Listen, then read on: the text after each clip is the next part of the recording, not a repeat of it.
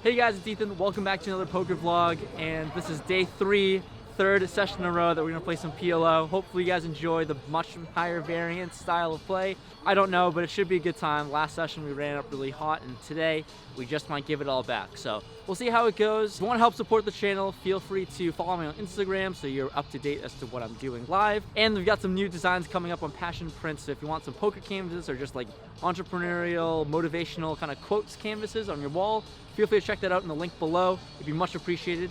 And yeah, that's all we got. Quick intro, let's get into the action.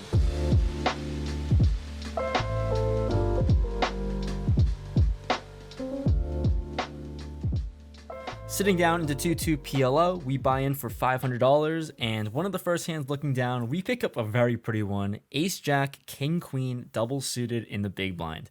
There's an under the gun straddle, and there are 3 limpers of $5. I say pot, and we throw out a raise of $35, and in this beautiful game, we are never going to isolate the field. 3 players make the call, and we're going to a flop multi-way. Flop is 7-5 deuce, 2 hearts, and a club. Well, this is really not the flop we're looking for.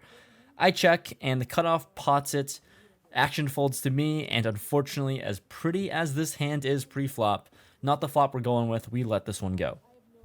Following that hand, we pick up another premium, Jack 10, 8-9, double suited in the cutoff. There's 1 limper, and I'm going to raise this up to $20 here in position. We get the small blind, the big blind, and the limper to call, so once again, 4 ways to a flop. Flop is Queen, 9, 4, 2 spades, and a diamond. The small blind actually pots it and leads out for $75. Action folds to me, and I don't really know if I should be calling or folding here. I kind of have a pair and a semi-wrap kind of thing, but not a nutted wrap. I don't know how to really call it, but I'm going to call in position here. Although we do have to be afraid of spades, let's just see a turn. The turn comes the Queen of Hearts. Well, now the board being paired is really horrible for us. And once again, he throws out another bet now of $100. Sizing down, seems like he just might have a boat sometimes. We're just going to have to let this one go as some of our outs might be gone. I fold. This next hand gets a little spicy. So we have Ace, King, King, Deuce, 2 diamonds on the button. Playing 5-handed, action folds to me. I open things up to $20. Small blind makes the call, and now action on the big blind. He just sat down, and this is the same player from last video. If you missed it, I hero called him with pocket queens, and this player was really upset with me, telling me that I should get out of PLO, that I'm horrible, this and that. So how funny is it to run into the same player the next session? Let's see how this goes. He's very aggressive and pots it to $80, and he's only sitting with a very short stack of about $200 starting. So when action is back onto me, knowing he's very capable of potting with very marginal hands, we just go ahead and repot to isolate. And now when we repot it, the small blind actually is involved and is committed and rips his whole stack in there for $265 total. The big blind is obviously all in for $200 total. We're going 3 ways all in with about $600 in the main 3 ways and heads up to a $130 side pot. Let's go to a run out. Side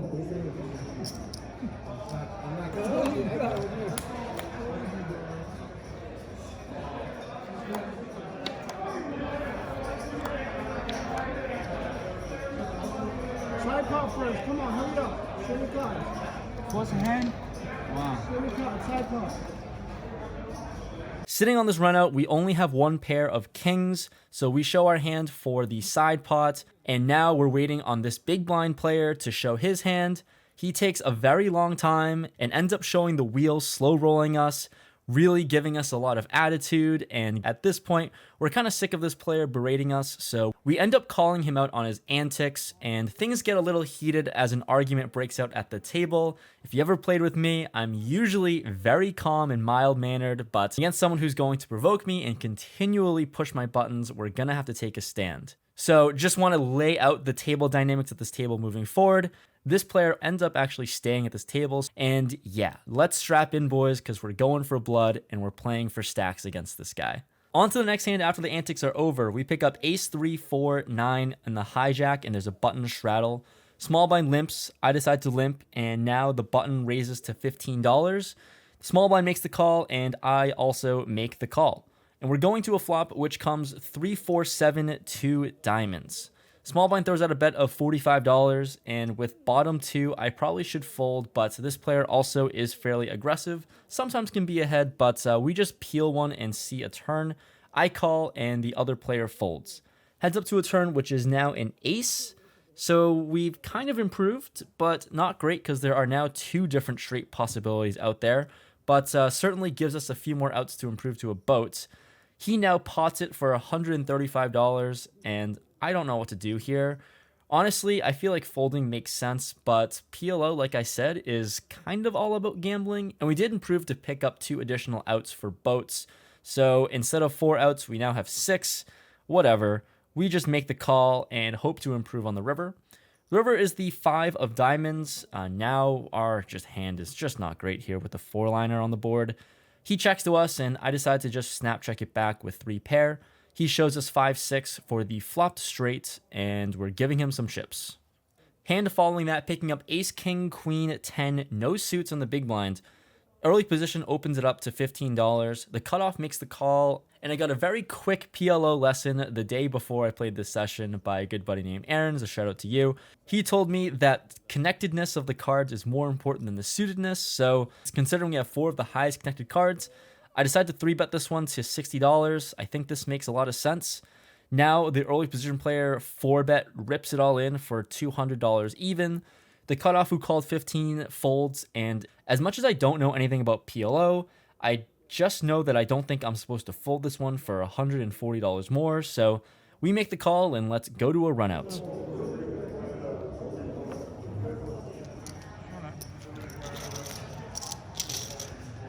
You know Mohammed, my boy, right? Yeah? Mohammed, we work together. Yeah, man. He's like my bitch. But just you have one like this in you right now. No. Two picture, you have one. You got a boat. Look at that flop. Straight. Sitting with trip kings here is, I think, okay. He announces that he only has ace high, so showing our hands, we're going to take this one up, chipping back up a tad, just riding the wave of variance. The next hand, we pick up another premium in ace, jack 10 of spades. We're in the small blind, and the under the gun player opens it up to $15. There's 2 players to make the call, and sitting in the small blind with aces, and a playable one at that, I decide to pot this up to $80, and we don't get any folds, man.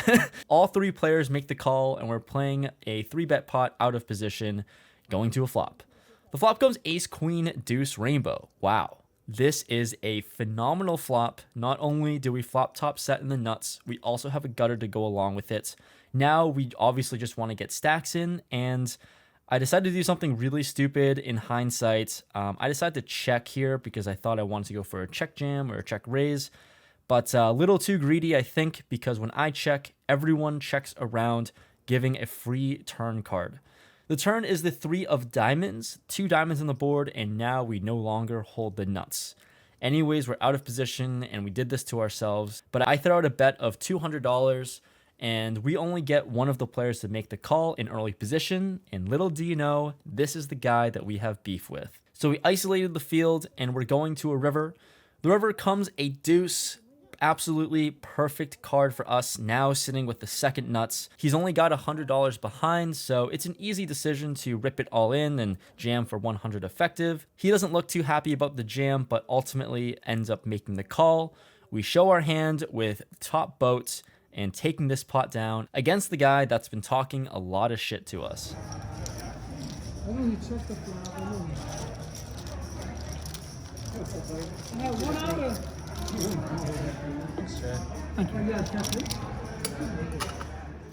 On to the next one we go. We have queen 8, 10, 9, double suited in the cutoff. I don't know much, but I know this hand looks pretty. Wow, that made absolutely no sense. Anyways, there's one limper, and I raise it up to $15 in the cutoff. The button makes the call, small blind makes the call, and now on to the big blind player who we've been battling out against. He pots it to $80, and once again, he has a small stack after I stacked him, botting in for $200. So against this player who can be 3-betting a very wide range, I think sometimes we're just going to have to isolate the field and just get it heads up against this player. Happy to ride the variance with him, and hopefully we can stack him in back-to-back hands. I have no idea what I should be doing, but I decided on a 4-bet to $250. All the other players fold and back onto the big blind, and I don't think he's going to be folding. He makes the call pretty quickly, and we're once again going to a run out all in pre.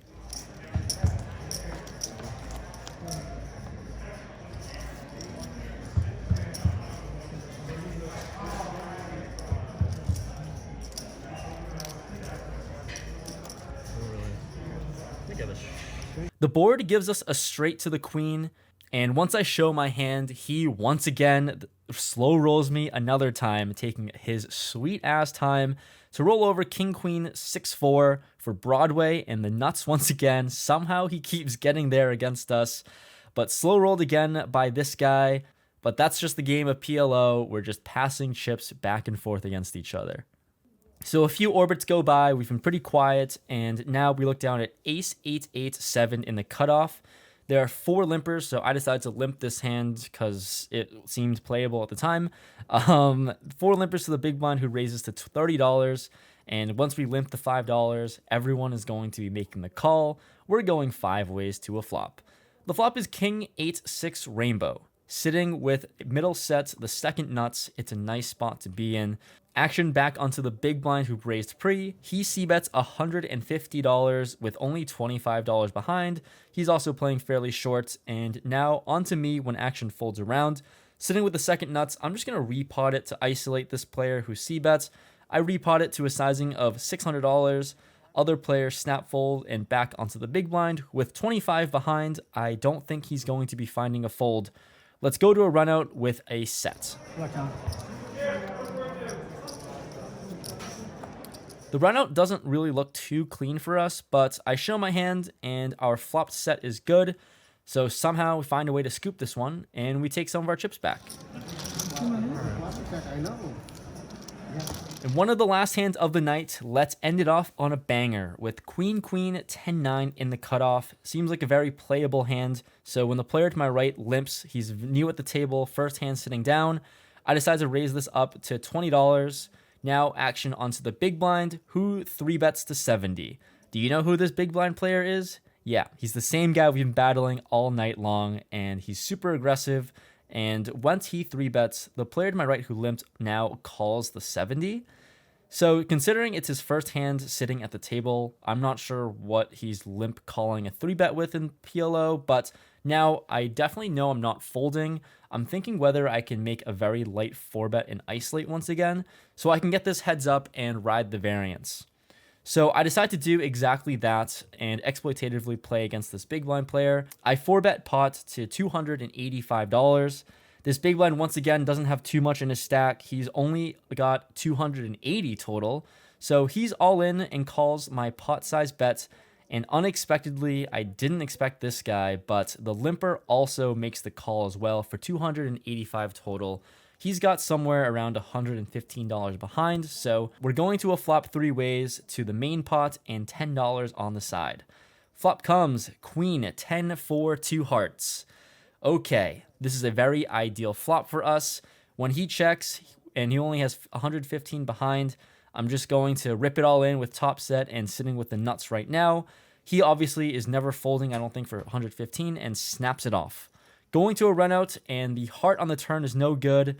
The river comes a king. I show my set of queens, which I don't think is really good now, and the player to my right who limped shows king 9-9 with 2 hearts. So not only did he turn the flush, but also rivered a higher set. So this is not good for us. The big blind player folds as he usually plays with a bunch of trash. And first hand sitting down, the player to my right finds a good old triple up and wins a really big pot. So we take a big hit to end the night. So today we rode the PLO variance and it hit us hard at the very end. We were like so close to being unstuck, and then all of a sudden, top set runs into a flush and didn't improve.